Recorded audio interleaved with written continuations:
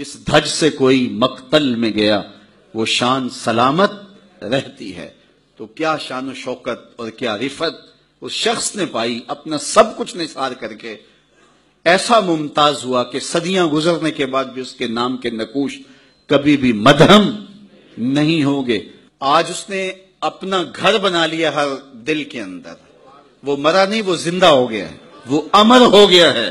غازی صاحب تو سرخرو ہو گئے, وہ تو کامیاب ہو گئے, وہ تو بامراد ہو گئے, وہ قبر میں آسودہ ہو گئے اور ان کی لحد سے مدینے تک سارے رستے کھل گئے.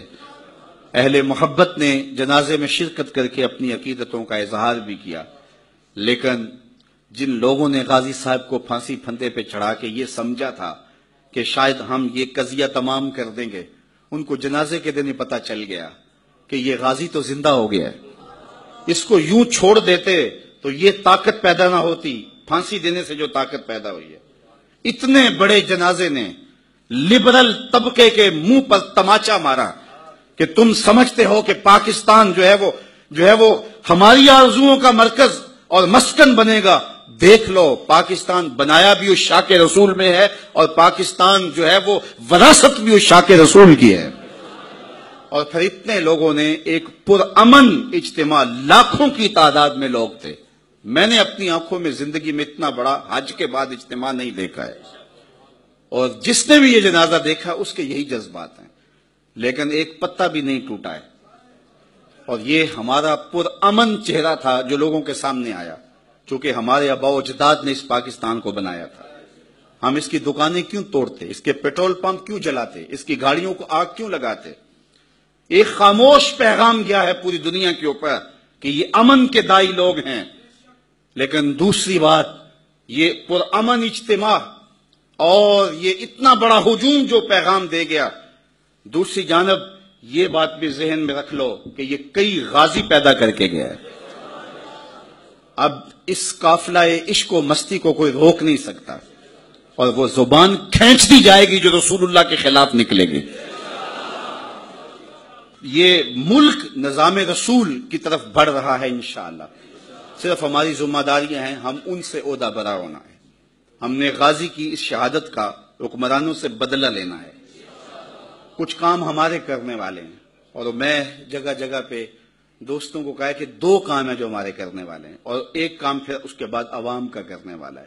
کاش کہ ہم سرخرو ہو سکیں. اور وہ کیا ہے, ایک اتحاد اور دوسرا سیاسی قوت کا حاصل کر لینا.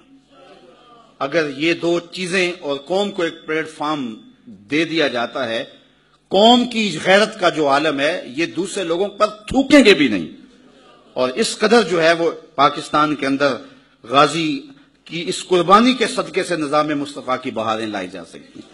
لیکن اگر میں تشدد, افتراق اور باہمی منافرت کا شکار رہا, اور میں نے جو ہے وہ اپنے جذبات کی قربانیاں نہ دیں اور اتحاد کی صورت نہ پیدا ہو سکی, تو پھر ہم فائدہ حاصل نہیں کر پائیں گے. تو جس کی جہاں ذمہ داری ہے اس کو پورے خلوص کے ساتھ اپنی ذمہ داریوں کو نبھانا چاہیے. باقی غازی کل بھی زندہ تھا, غازی آج بھی زندہ ہے. وہ سرخرو ہو گیا, وہ امر ہو گیا, وہ بامراد ہو گیا. وہ جس کام کے لیے اس کی ڈیوٹی لگائی گئی تھی, چونکہ 295 کو ختم کرنا چاہ رہے تھے اس وقت, اور باقاعدہ اسمبلی کے اندر جو ہے وہ بل آ گیا تھا 295 کے اندر ترمیم کر دی جائے اور اس قانون کو غیر مؤثر کر دیا جائے. عین ان حالات میں غازی نے شہادت پیش کی ہے, ان حالات کے اندر اس نے جو ہے وہ کارروائی کی, اور وہ کارروائی کسی اور نے نہیں کی ہے. اس لیے کہ جو لوگ بول رہے تھے وہ کہہ رہے تھے جو مرضی کرے, ہمارے ارد گرد سیکورٹی کے حصار ہوتے ہیں, ہمیں کون چھیڑ سکتا ہے. لیکن سیکورٹی کا ایک شخص ان کو قتل کرتا ہے. اس بات کا پیغام تھا کہ تم جس کو اپنی حفاظت کا حصار سمجھتے ہو وہاں سے پیغام موت تمہیں آئے گا. اور وہ لٹکی ہوئی زبانیں پھر واپس منہ میں چلی گئیں, اور کسی کو ہمت نہ ہوئی اور بل بھی واپس ہو گیا. تو غازی جو ہے وہ ناموس رسالت کے اس قانون کو جو ہے وہ محفوظ کر گیا, اور کئی سالوں کے لیے جو ہے وہ اس نے اپنے خون سے اس قانون کو محفوظ کیا ہے.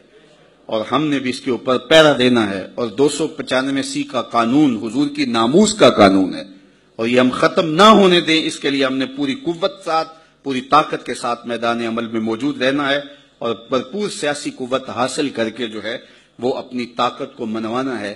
باقی غازی کل بھی زندہ تھا، غازی آج بھی زندہ ہے، اس کا نام بھی زندہ ہے، اس کی فکر بھی زندہ ہے، اور وہ روشنیاں بکھیر گیا اور اپنے ارد گرد عقیدتوں کا ایسا ہجوم جمع کر گیا کہ اتنا عرصہ گزرنے کے بعد وہ ولولوں کو ہر آنے والے لمحے ایک تازگی اور ایک فرحت مل رہی ہے. اللہ غازی کی قبر پہ کروڑوں رحمتوں کا نزول فرمائے.